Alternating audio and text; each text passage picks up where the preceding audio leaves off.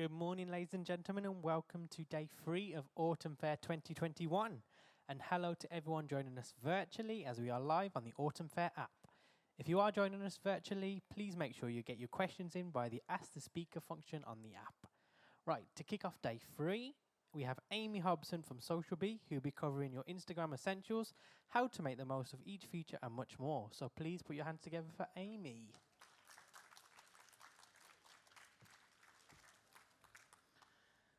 Good morning, everybody. Welcome to day 3 of Spring Fair, day 2 for me. I was here yesterday, but I wasn't here on Sunday. So welcome to Instagram today. So yesterday I was talking about building a community and creating a community using social media, and today I'm going to be concentrating on Instagram. And believe me, if you think it's hot out there, it's really hot on here with the lights. Just so you know, I've actually prepared myself today, because yesterday I practically melted up here. I was like the Wicked Witch. So supercharge your Instagram page. So this is what I'm going to be talking about. I'm going to be concentrating on Instagram. What I am going to be talking about, though, as we go through, is some of the other principles that will apply to other platforms. So this isn't just solely Instagram. It's going to help you to boost that, but some of those things would carry through to other social media platforms as well. So just to give you a bit of an idea as to who we are and who I am. So as I said, my name's Amy Hobson. I've worked with SocialB for 6 years this year. Was it 5 years this year? 6 years this year. And I've worked with lots of different clients. We are an international boutique digital agency. So we work with lots of different businesses in practically anything to do with virtual world. So websites, website audits, website builds. We do email campaigns. We do emails. We manage people's social media for them. We do management. We are you online, if you like. So we do PPC campaigns, SEO, all of those things that you would expect all bundled up in one place. So we are a digital agency. What makes us quite a little bit different, though, is that we also train. So not only do we do it for people, but we're about 50-50 training and retain. So we also do quite a lot of training work for people. So you can come along to our courses, and I am one of the SocialB training partners. There's a few of us out there. You can see here some of the clients and some of the people that we've worked with. Our CEO is a Google speaker, so she speaks to international brands on a massive level, as you can imagine, through Google. I personally have worked with Superdry, Boohoo, Pyrex, Visa. I think that's it on there, of those. Yeah, I think that's it.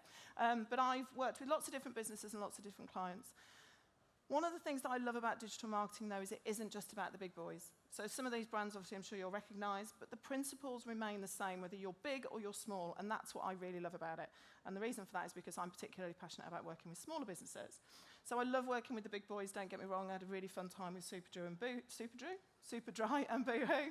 But I actually have a real passion for helping smaller businesses to use online marketing better so that they can use it to grow their business. So this is what we're going to look at today. So why Instagram is the first thing we're going to look at, but I'm going to give you a better understanding of Instagram and how it is likely to work for your business. We're going to look at how to optimize your Instagram profiles, how to get the most out of that small profile that you've got, what you need to be doing, the things you need to be thinking about when you're looking at that, and how to create a brand tone. Yeah, so something that I'm particularly passionate about with working with small businesses, to be able to get your brand across. You don't have to be anybody else, you just need to be you. Yeah, John Lewis don't try to pretend to be anybody else, House of Fraser don't. None of those businesses do. They are the ones that they know who they are and they're proud of who they are. So think Innocent, for example. Innocent smoothies or Innocent drinks are very comfortable with who they are and they know their audience really, really well. How to engage with your customers and your community through the content that you create. So it's not just about you as an island. There are lots of other people who you can connect with and who you can build that community with. Not necessarily just customers, but other people and other businesses that you meet up that you can collaborate with online. How to use hashtags. So that all-important hashtag on Instagram, obviously it's an important part of it. And tools to help you to use, tools that you can use to help you to measure your success. Because one of the things that's really important is that you don't just guess at whether or not it's working for you, but that you actually know that it's working for you. And that's obviously a big difference. So why Instagram? More than 1 billion active users. So we know it's one of the most popular social media platforms. Yeah, no surprise there. It is a big platform. Just as a show of hands, who uses Instagram? Not for their business, who uses it personally? Yeah, so majority of you using Instagram personally. I'll be honest, I do. Not surprisingly, I work in digital marketing. I'm online, I'm on social media a lot. My kids, I've got 4 boys, my kids think I faff around on Facebook for a living. Or Instagram occasionally. I don't, obviously, but that's how they perceive it, I'm sure. But I am one of those 1 billion active users. Yeah, I use it for all kinds of things. I use it to discover, I use it to be nosy, I use it to find out what's happening in my own community, I use it to find out what brands are up to. Much more brand-led on Instagram than it is on somewhere like Facebook. You're much more likely to connect with a brand on Instagram than you are on Facebook. Over 500 million people log in every day, so over half of the users will log in every single day. That's actually quite a big deal. Yeah, that's a big portion of those people who have an account who are logging in every single day. I'll be honest, I do it. Yeah? Mrs. Hinchhome, she's been on maternity leave. I've been quite sad I haven't been able to follow her stories every day. She's abandoned me. Yeah? There are some companies that I go back to every single day. And do you know what? I buy from them all the time. There's a business that I follow on Instagram who I watch her stories. It's a business called Motherhood, Strong Girls Club, if anybody's ever heard of it. If it had been colder weather, I'd probably been wearing one of her jumpers, to be honest. I love what she does on Instagram. She's releasing some dresses tomorrow night. My finger is itching to buy because she's already sold it to me. But she's done that through the stories that she creates. Because Instagram isn't just about showcasing your products or that perfect picture. It's about showcasing who you are as an organization, who you are as a business. Because for us to buy online, for us to buy without physically seeing something, physically touching it, physically knowing what it is, we have to know, like, and trust somebody. Yeah, if I'm going to invest some of my money, if it's a couple of quid, maybe not. If it's more than that, if it feels like it's a significant investment for me, I need to know, like, and trust you. And what Gemma's done with Motherhood and the Strong Girls Club is she's built her own community around people who feel the same as she does. Predominantly women, not surprisingly. Yeah, as you can tell from the name. Predominantly women, but she's built that community so that we are ready to buy. I dread that email that I get that says it's out of stock. Yeah, because I know I've missed the opportunity to have something from her. So show people more of a personal touch. It's not just about the business, it's about who you are. Why should I buy from you? If you sell a product that I can buy one of or something similar from somebody else, why should I buy it from you? And Instagram allows you to build that story about who you are, what kind of business you are, what kind of personality you are, so that people can come to you when they're ready to buy. One of the things with social media, and one of the things that we do very often, particularly as small businesses, is that we look at it as an opportunity to sell. Yeah, so we as small businesses or bigger businesses, we go on social media to sell our products. But do you think people go onto Instagram to be sold to? Probably not. They might go on there to figure out what they might want to buy. They might go on there to be inspired, to discover products. But they don't go on there for somebody to tell them, buy this now. What that does is that creates a big disconnect between what you're doing, if you're just selling, creates that massive disconnect between you and your customer. And you don't want that. You want that connection to be there. The other thing to bear in mind as well is that not everybody that you come into contact with is ready to buy. If you've got a bricks and mortar store, somebody might just be coming in to browse. Yeah, they might not be actually ready to buy. It might be that they're looking for ideas, but they don't know yet what they want to buy. It might be that they need input from somebody else, that it's a shared gift. It might be that they're just looking for ideas. Yeah, my mum and my sister are impossible to buy for. I very regularly browse gift shops just looking for ideas. Yeah, particularly if I've left the kids at home and I can do it child-free. Amazing. Yeah, but it gives you the ability to browse, and you can do that on Instagram, you can do that in other places, you can do that online. But if all you do is tell me to buy and I'm not ready, I'm just going to switch off. Not interested, I'm not ready to get that message. There's a really interesting Google model, in actual fact. I don't know, I'm diverting slightly, but it does apply, I promise. There is a Google model which is see, think, do, and care. Yeah? If you're not aware of it, I definitely recommend you look it up. Can never remember the name. It's one of the founders of Google. So it was somebody who has an influence within the digital marketing. He really does know his stuff. But it's see, think, do, and care. You've got your seers, so people who are potentially going to buy your product. So if we put this in a context of skincare, for example. I use skincare. I'm happy with what I've got. I'm aware of other people's skincare. I'm aware of what other products there are. But I'm not actively really looking to change or to buy at the moment. I'm a seer. When I start thinking, do you know what, my skincare isn't quite doing enough for me at the moment. My skin's getting a little bit drier. I need to maybe think about anti-aging. I need to kind of those kinds of things. I'm a thinker because I'm thinking about the other possibilities available to me. I'm a doer when I'm ready to buy. I've almost made that decision. That click here button is, my finger's itching to press it. I'm ready to go. And then you've got your carers, which are your customers already. So these are the ones who bring you more customers, who come back to you. They're the ones who you want that loyalty from. if you split up your customers, even if you say we've got 100 people in the room, and 25% of each of them, so 25 in C's, 25 thinks, 25 do's, 25 cares, if your message is this is available, buy it, you're ignoring 75 people in the room. You wouldn't do that in real life, so why do it online? Yeah? So that's what we talk about with Instagram, that it's not just about the selling, it's about building a community. Now that can be frustrating when you've got a finite amount of time and you want to sell. That's what we're here for. We want to build our business, we want to grow our business. I know you want to sell your products, but it might not be working for you for that reason, because you're ignoring 75 people in the room. Yeah? So just think about that when we're talking about Instagram and we're going through those things and we're thinking about strategy, which we're going to look at next. So where to start? First question is, what do you want to achieve with Instagram? What are you doing it for? If you are only doing it to sell, I would argue that you're going to fail miserably and it's not going to work for you. Yeah? So you might want to rethink it if that's your only reason for using it. But what do you want to achieve with Instagram? What does that good look like to you? So if you're using Instagram really well, what does that actually mean for your business? What's that bringing you? What does that feel like? And then where to start? Where do you go from there? So once you know what it is you want to achieve, you need to make a campaign plan or a plan. I know that sounds really big business, but it does work, trust me. I do this with small businesses and big businesses. Set your objectives. Yeah, so what is it exactly that I want to achieve? And be as specific as you can. I want to grow my following or increase brand awareness. Fantastic. That means very little. Yeah, I want to grow my followers by 10% in 3 months. Fantastic. Yeah, so think SMART goals as part of this as well. So what's your objectives? Think about your SWOT analysis. Again, feels fairly big business, but it does work for a reason. The reason big business do it. So think about your strengths, your weaknesses, your opportunities, and your threats.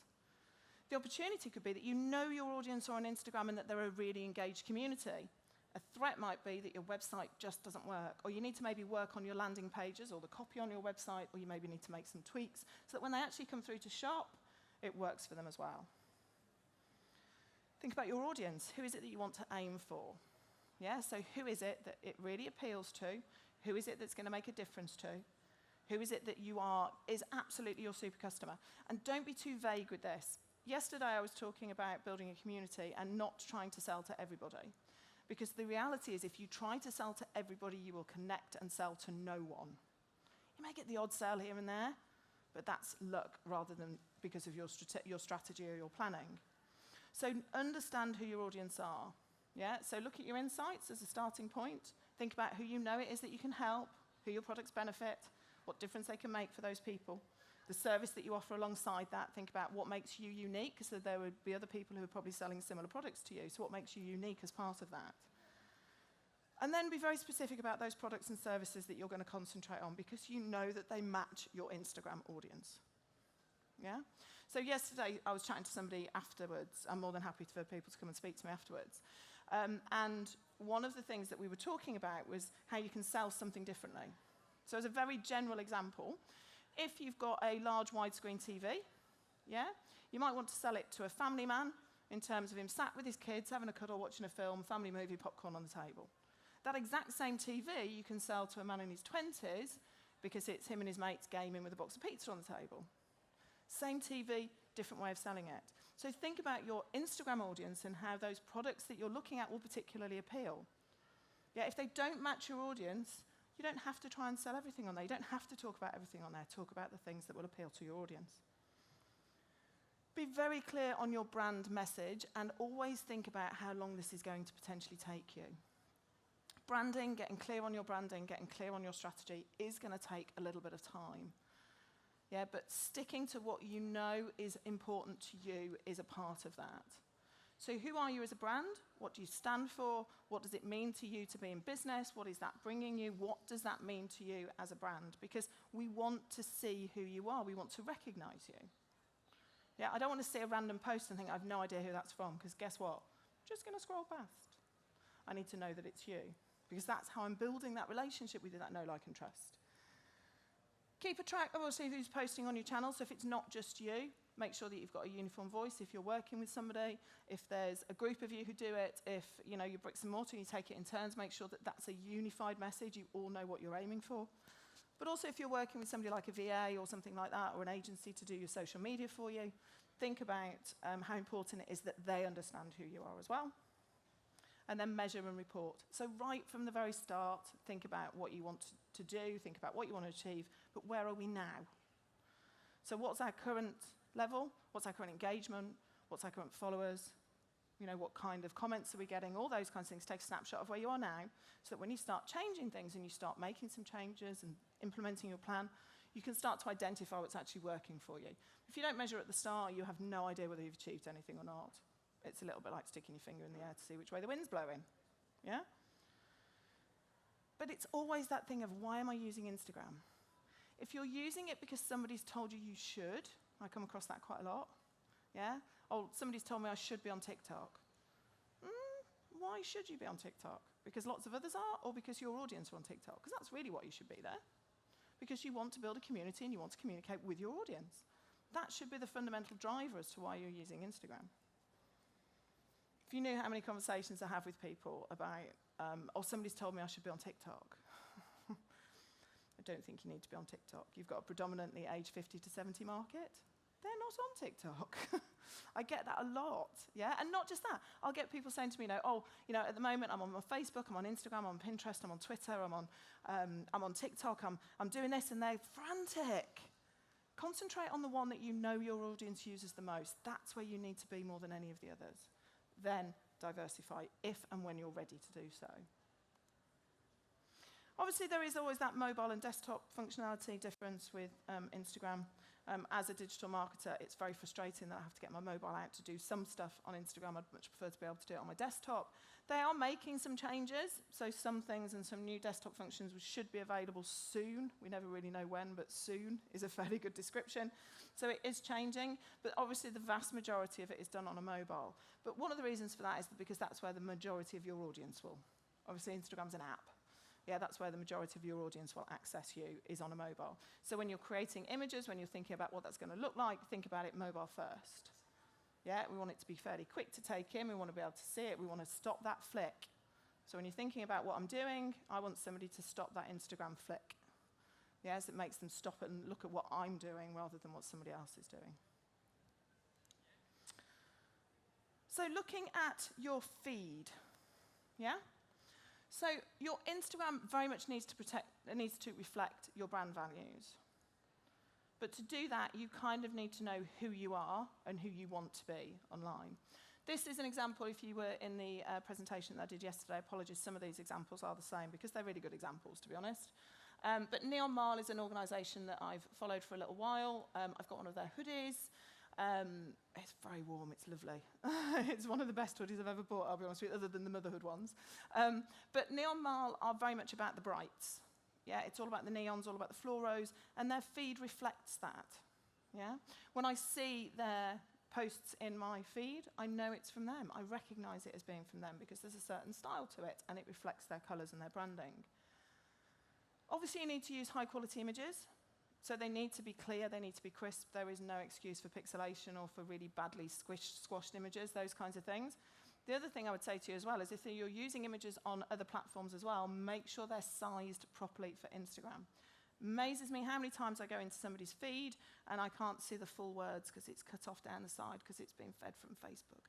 Don't do that. I'm on Instagram. I want to see it on Instagram. I don't want to have to think, oh, that's not right, or click through to it, because I'm not going to want to. You've got to do quite a lot to make me stop in my feed. Yeah? So making sure the images are right is a really good thing. Small logo on the bottom if you want to, so that it's instantly recognizable as yours, as long as you've got something that's quite clean and simple. Not a problem. You can do that if you want to. But you need those images to be of good quality. That doesn't mean they need to be studio set. Yeah? The technology that we have on smartphones nowadays will give you a good enough quality image. Yeah, there's lots of editing softwares available that you can use, lots of filters and those kinds of things. I personally would avoid filters, particularly for a business, because you want it to be as good a photo as possible of your products using natural, because you don't want to obviously raise expectations. I've got 4 boys, 3 are teenagers, and a 12-year-old, and I always worry about the photos that I see on Instagram, because my boys are going to be really disappointed with some of the girls they eventually meet. That sounds really cruel, but it's the truth. Because there are so many different filters out there and so many different poses and all of those things. Don't be that as a business. You need to be authentic. You need to be true as a business. Yeah, so understanding what that looks like, what that means for you, for your brand, for your business, and how that fits within your community as well. So if you are a small business, feed into that small business community, get involved in it. If you're a local business, feed into that local business. What other businesses are online locally to you that are using Instagram that you can collaborate with? And always thinking about the grid. Yeah? So the one on the left is a company called Karen Davis Sugarcraft. They're a company that we've done some consultancy work with in the past. I've done some consultancy work with them up in Manchester. I love the way that they do their grid because they theme their photos really nicely. They change those themes. Obviously, they're not all in those colours, but they do change them. I definitely recommend you check them out. Lots of shopping opportunities on there, but lots of ways that I love the way that they take photographs of the details. Yeah, so they'll do something larger, the detail, and then they'll talk about each of the ones and help you to recreate it. They sell Sugarcraft. Yeah, they sell the Sugarcraft molds and those kinds of things. So obviously it suits their needs. But I'm curious. You may know this already. You may have come across them. This grid in particular, I think, is fab. It's a supermarket brand. Does anybody know what brand it belongs to? Any ideas? Very often get Marks and Spencer's as an answer. Waitrose. It's Asda. Well done. It's Asda UK. Yeah, their grid is fantastic. I've done some work with one of their competitors, and they were like, we want that. It's like, yeah, they've already done it. Sorry, they beat you on that one. But I love the way that they do their grid. They're very conscious of their grid. Now, don't get me wrong, this takes work. Yeah, because what it means is that when they post, they have to post 3 at a time. Yeah, to maintain that grid and to maintain that look. Yeah, but what they do is when they want to change themes, so you can see here when they want to change themes, so they've gone from the barbecue up to the obviously where they've gone particularly from an Indian dish, they put that banner across the middle, so back to school. So when it's Christmas, they'll have a Christmas tree, and then it'll go into their Christmas table. But it's designed to look like a Christmas table. Very few people will guess at Aldi UK because it looks so much better than Aldi. Yeah, but they have absolutely nailed their Instagram feed and making sure, because they're very conscious of what that grid looks like. So when you're looking at your grid, what does that grid say about you? If I come through to your account, does that show your brand? Does that show your personality? Does it show those things off? Because you want it to. That's what you're looking for, is for it to be able to do that for you. So that you become recognizable to me. Whether that's the style of photography, whether that's the border around the outside, whether that's mixing up your colors. So one of the ones that also works really well, very random, I have done some work with lots of random organizations, is the Church of England. So if you look at the Church of England Instagram page, they alternate. So every day they have a daily prayer, and their daily prayers are colored.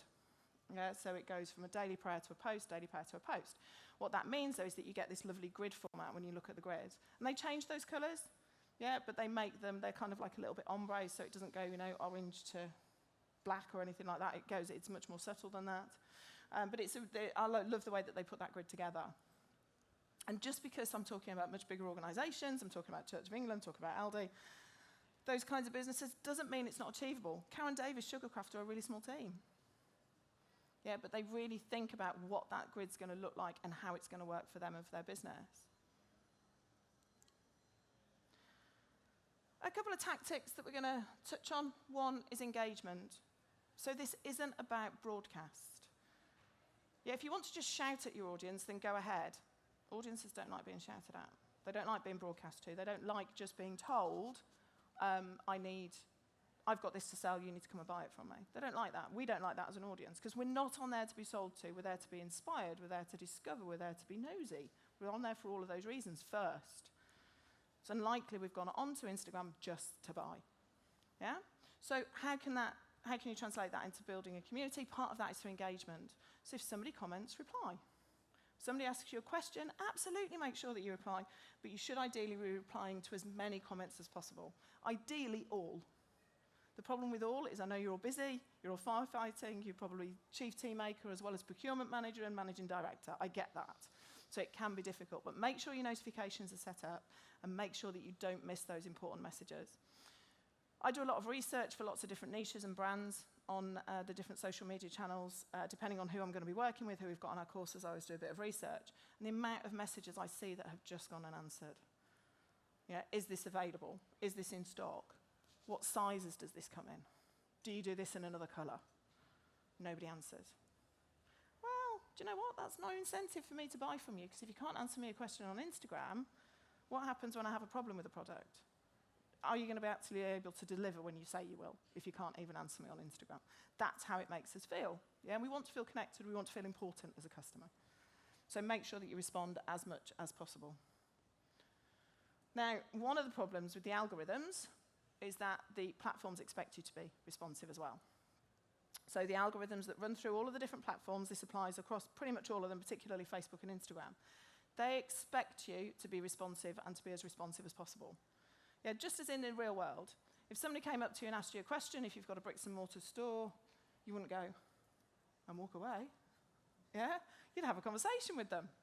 Yeah, if somebody said to you, oh my God, this is amazing, I absolutely love it, they were stood in front of you and they went, oh my God, this shop is so cool, it's amazing, you wouldn't go and go into the back room and leave them to it. You'd have a conversation with them. So that's what you should be doing on Instagram. That same rule applies. Yeah, so that applies across all of your social media. Now, particularly with the algorithms on Facebook and Instagram, they like you to have the last word. So if you've got Messenger open and you're accepting messages or if you're accepting messages on Instagram, make sure that where possible you have the last response, because all those algorithms see is an unanswered message. Yeah?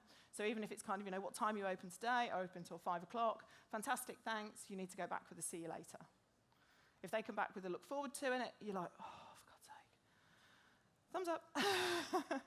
But there is a reason for that, and that's because those algorithms are constantly working in the background, and that responsivity, engaging, being a part of the community is really, really important to them. So that regularity and consistency, not just posting every now and then, but also that responsiveness, being involved in that community, commenting on other people's feeds, yeah, commenting on other pictures, yeah, that's important to them, because they want you to be a part of that community. They don't just want you to post and run. And use stories. Stories obviously get you to the top of your followers' feeds. So the first thing I do when I open Instagram is go straight to my stories. Anyone else? Yeah, it's where we go for information. It's where we go to have a look, to have a nose. I go straight to those stories. I'm disappointed when the people I'm expecting to be there aren't there. You know, like I said, Mrs. Hinch, she abandoned me for a while she had a second child, for God's sake. Yeah, but that's important because that's where I'm expecting. It's that regularity and consistency that actually keeps them front of mind for me. So when ready to buy, that's where I go. This is a local company called Lucy and Jane Jewellery, as you can see on the little one with the little beef eaters. I network with the lady who owns Lucy and Jane. She may even be here today. I don't think I've seen her as I'm talking about her. But she's just a small local jewellery business. She does lots of events. She does networking, which is how I've met her. She used to own some bricks and mortar as well, but not anymore. But I love the way that she does her stories. Definitely worth checking her out, having a bit of a nose, if nothing else, but definitely worth checking out what she's doing. This is something, and one of the things I love is that she's there every day. So she shows up consistently and regularly. Yeah, she's there every day, even if it's just nothing that is, you know, death-defying. She does a lot about bulleting in a journal, which actually, she's really artistic. I want to buy jewellery from somebody who's creative and artistic. That says a lot for me. That gives me that. You know, I feel like I know her a little bit better. I feel like I can trust her with making something that I'm going to love. Talking about not about going back to school, these are literally from last night. Yeah, so I was looking at these yesterday. I used Lucy and Jane as an example yesterday, but these are different ones. She had a day out in Kenilworth Castle because her son wasn't back at school yet, so talking about the local area. Obviously, perfect setting, using those little ones. She'd gone prepared, so a lot of our off-the-cuff stuff has to have a little bit of preparation in it. So she'd gone prepared and taken some of her jewellery with it to be able to do it. So glorious setting from the mini guard studs.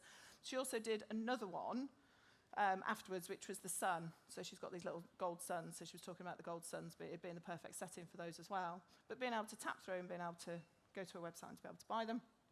And then supporting local businesses, which she does a lot of. So she talks and connects with local businesses. This is just a local cafe in Kenilworth, not very far from here, but a local business not very far away. But she very regularly supports local businesses, local organisations, local charities, talks about the community, because obviously she is a part of that. Hashtags. So, hashtags are basically an indexer. Yeah? So they're a way of indexing the information that you're talking about. A little bit of equivalent to getting a book, taking a highlighter and highlighting the important parts. Yeah? That's really what hashtags are. Yeah? It's a way of drawing attention to your particular subject. Now, on Instagram, you can have up to 30. I wouldn't recommend it. A couple of reasons for that. And it's always a bit controversial. If you Googled how many hashtags should I use, you'd have 40 different answers come back first page and probably a lot more on the subsequent pages. There's a couple of reasons why I don't think you should use up to 30. One is that you become hashtag blind. Who reads 30 hashtags? Yeah, we don't. Yeah, we're not interested. There's too many. They all blur together. The other reason is that I would challenge anybody, and I do this in some of my live training courses, but I would challenge anybody to come up with 30 hashtags that are relevant to the image. Yeah, hashtag love, not relevant. Yeah, 2.5 billion posts have used hashtag love. You're not going to be heard in that. Yeah, it's too big. You're not going to be found in there. So I would absolutely, and I challenge people, and they really struggle to come up with 30 hashtags that are relevant to the image. Yeah, and or relevant to the message and the information that they're trying to put out there. If you look at the data done by companies a lot bigger than us, so SocialLabs, what's the other one? Social Media Examiner, I think it is. Both really good sources of information. But when they've done experiments and they've trawled the data and they've used the data and they've pulled all that information together for us, 8 is actually quite optimum. 8 hashtags are the posts that get the most engagement. Yeah, between 8 and 10, 10 would be an absolute maximum. Yeah, because otherwise you're using too many. Yeah, the other thing as well is that some of them are absolutely massive. So this is one that I've done as a gift. So this is, hashtag gift ideas, 23 million posts. There's an awful lot of people using it. I'm not saying you shouldn't use it, but are you going to get heard in that chatter? There's an awful lot of chatter around it.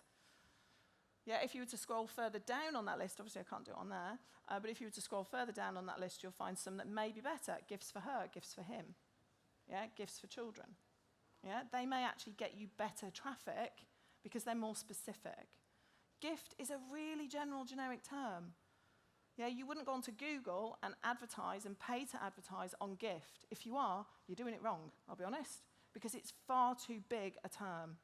Yeah, because it could be a gift for a man, it could be a gift for a woman, it could be a gift for a child, it could be a gift for Christmas, it could be a gift for a christening. There are so many different connotations of gift. It's massive. So don't do it on Instagram. Yeah, because you need to be more niche. Niche is good, niche is okay. I would rather communicate with 500 people on a regular basis that buy from me regularly than 10,000 people who don't give a damn what I'm doing. It's not about just the numbers, it's about more than that.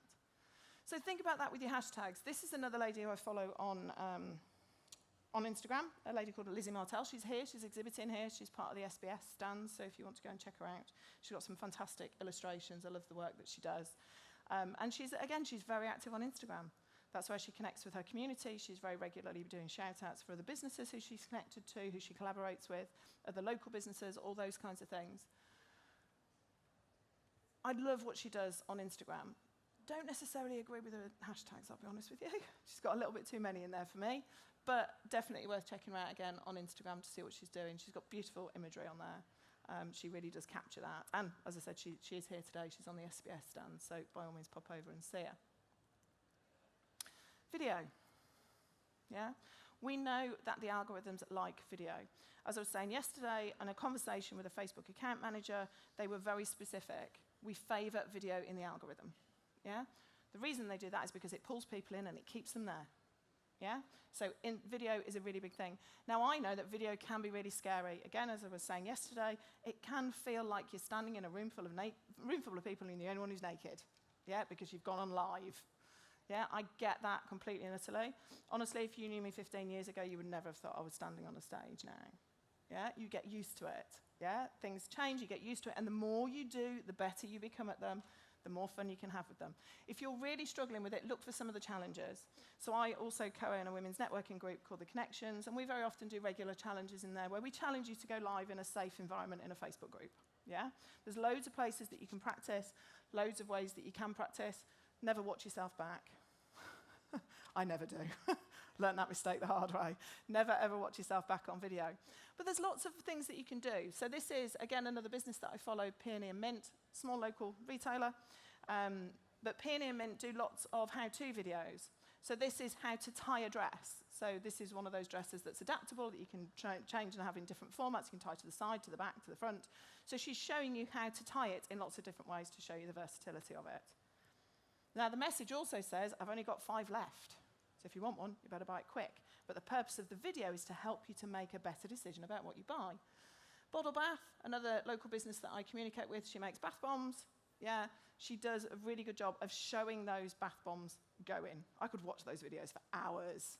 Yeah, when I wanted to buy bath bombs for my stepdaughters at Christmas, guess where I went to? I went to Bottle Bath because I knew that she sold the ones that I was after. I knew what they would look like. I knew that I could do the cloud with the rainbows and all the rest of it. And then Reels.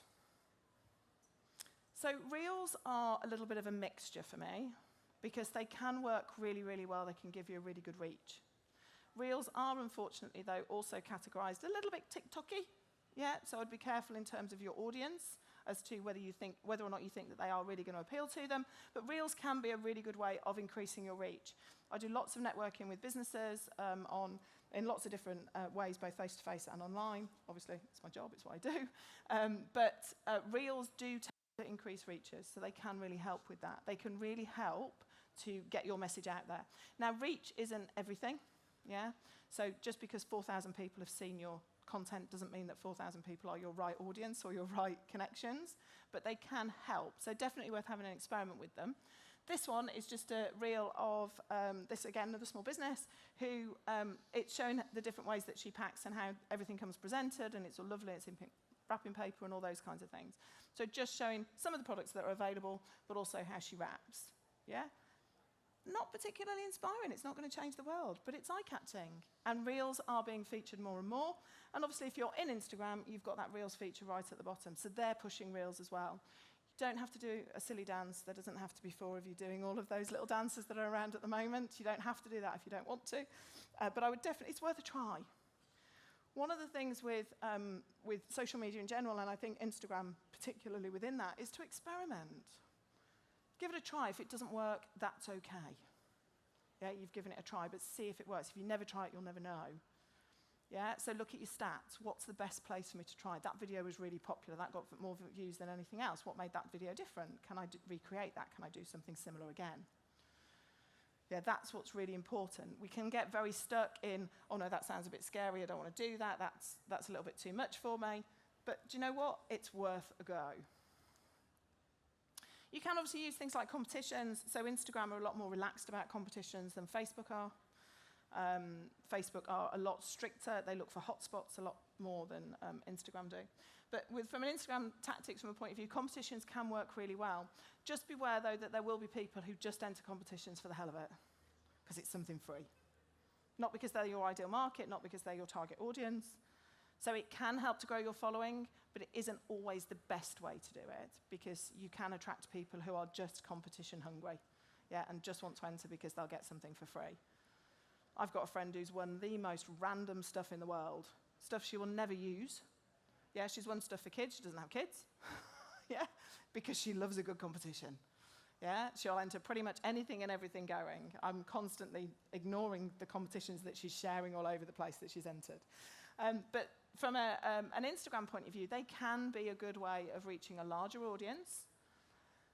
Always make sure that you follow their competition rules. So it can never be endorsed or affiliated with Instagram. Obviously, you have to be very clear that it isn't part of Instagram, that it is something that's being run separately. You can use follow, like, and tags, so they are allowed on Instagram. Yeah. Whereas on Facebook, you can't do a like and share competition. I know lots of people do it. That's one of the things that I get quite a lot is I've seen lots of share competitions. Facebook can close down your account for running a share competition. Just be warned, I know people it's happened to. Because a share can never be an obligation of a competition entry on Facebook. On Instagram, however, as I said, they are a little bit more lax. So follow, like, and tags are allowed. Make sure the prize is very relevant to your audience. Hopefully then that will get rid of some of the people who maybe are just competition hungry. So, you know, a £50 cash prize. Oh, I'll do that. It might have nothing to do with what I do, but I'll do that because it's 50 quid cash. Yeah, so vouchers or a specific product will work a lot better for you. You can create a specific hashtag or a tag or an @ mention, yeah, so that you can keep a track on it. Make sure that you keep a track on it, monitor it throughout, make sure that it is completely random, yeah, that it's not your best friend's sister who's won it. Make sure that it is completely random. Well, I actually did have that once with a business I was working for. My best friend won it. Had to tell her she couldn't take the prize because it looked like I'd fixed it.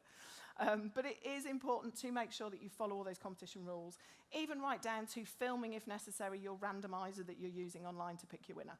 Yeah, just so that it is clear and transparent. So make sure that you're monitoring it. These are just a couple of content examples. Again, these are ones that I used yesterday, but that's really just because they are really good, particularly good examples.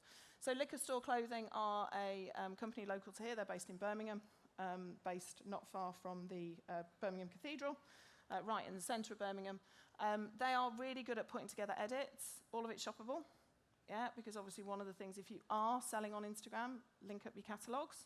Make sure that your items are shoppable where possible.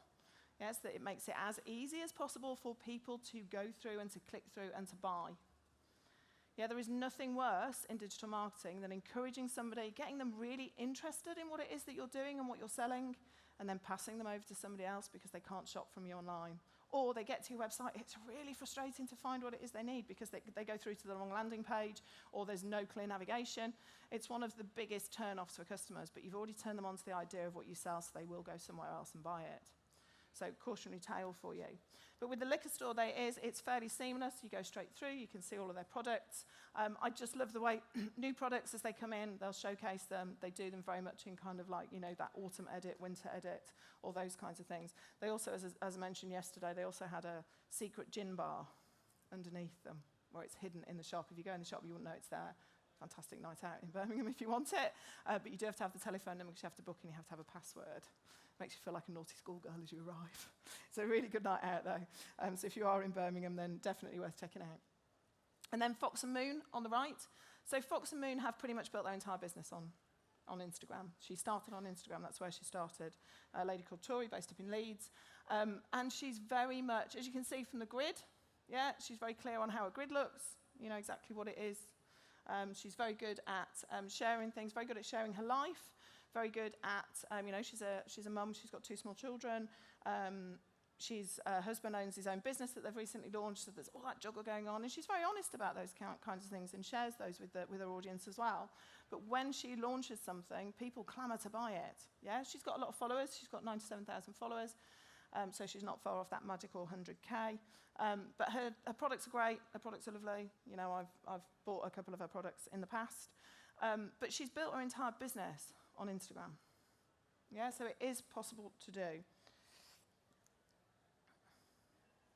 And moving on to Instagram Insights. Once you switch your Instagram account to a business account, then you get access to Instagram Insights. Who's got a business page for Instagram? Hands up. Who uses Insights?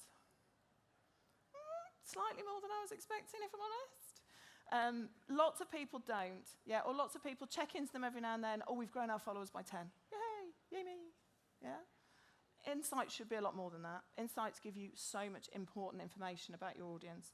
Now, I'll be honest, Instagram Insights are probably my least favourite of all of the different platforms, and I am a bit of a numbers geek when it comes to the analytics. I do love having a look at them. But it isn't just about what you should be measuring about, it's how you use it, yeah? So if your following's grown, fantastic. What did you do to grow your following? What have you been doing differently? What kind of posts was it that you think led to that?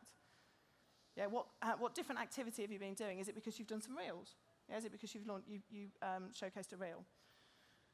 There is lots of information there. It isn't necessarily particularly intuitive. You don't get as easy access to it. Facebook is definitely a lot easier, and you don't very often hear me say that about Facebook, I'll be honest. But Facebook analytics are a lot easier to use. But you can find out how many accounts have been reached. You can find out when your audience are more likely to be online.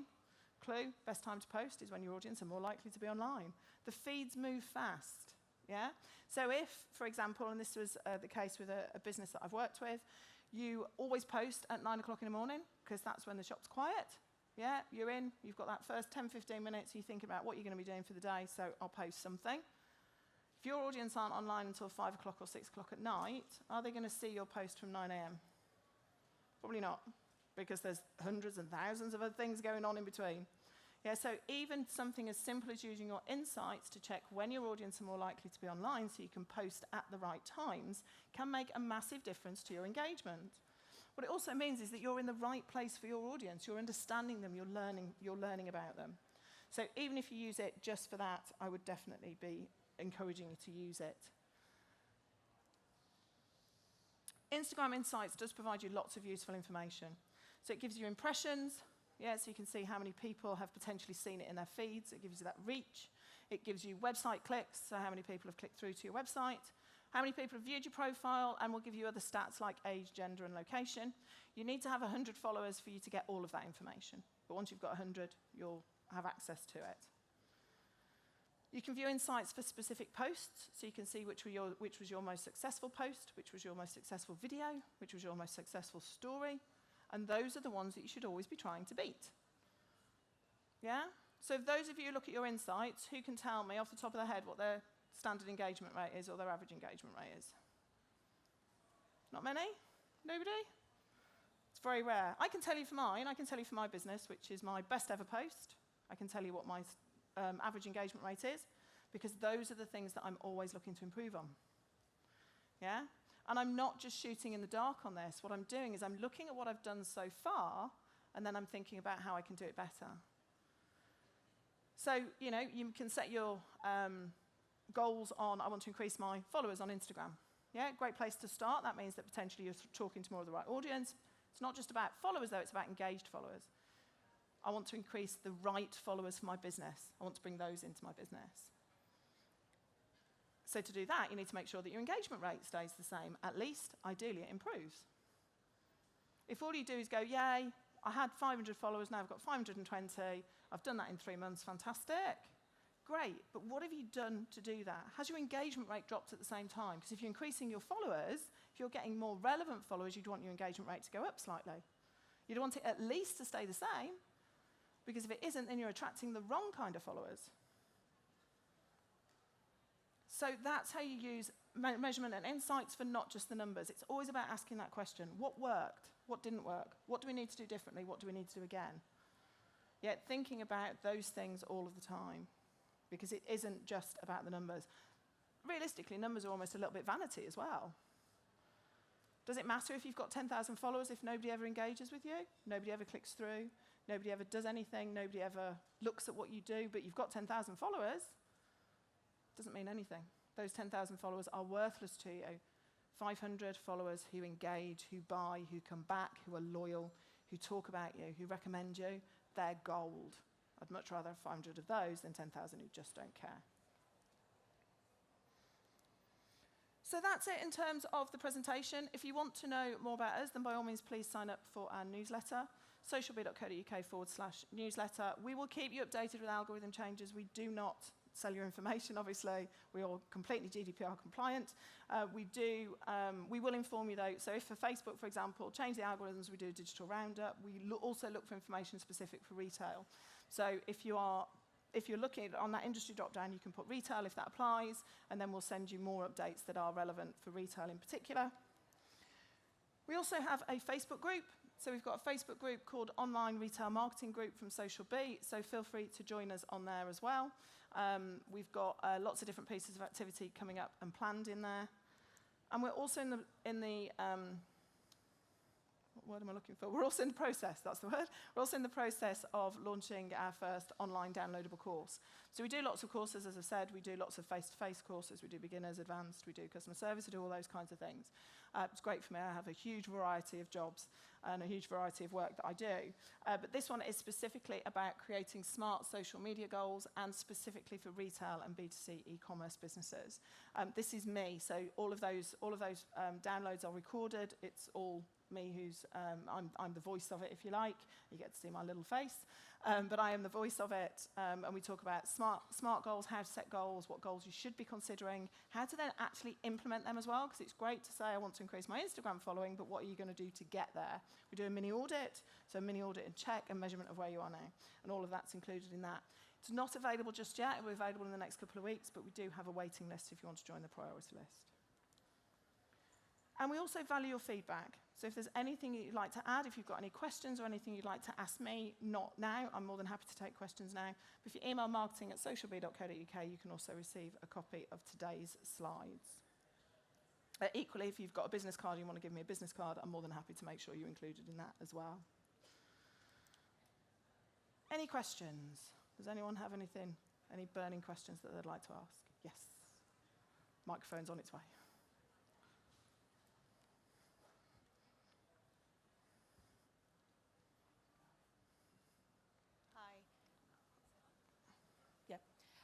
with regards to the captions on Instagram pictures and things like that, how relevant is that, and how important is it to be creative with those? It's important. It's part of it. It's the image that's going to capture people first, but then when you've looked at the image, the first thing you do is look at the caption. So that caption is important. It needs to match your language, your branding. It needs to it needs to help them to connect better with it. So yeah, the caption is important. The image is the first thing that people see, though. That's what's going to make them stop in the first place, but it should be relevant to that. Does it make a difference if it's a short caption or a long caption? Or no, not on Facebook. It's a little bit different. So on Facebook, where you get that see more, it can be a bit of a turn off. On Instagram, not so much. So on Instagram, there's no data that suggests the shorter the caption, the better you are. However, as a very general rule across all platforms, under 140 characters tends to get the best engagement, but that's not specific to Instagram. That just tends to be in general. Okay, thank you.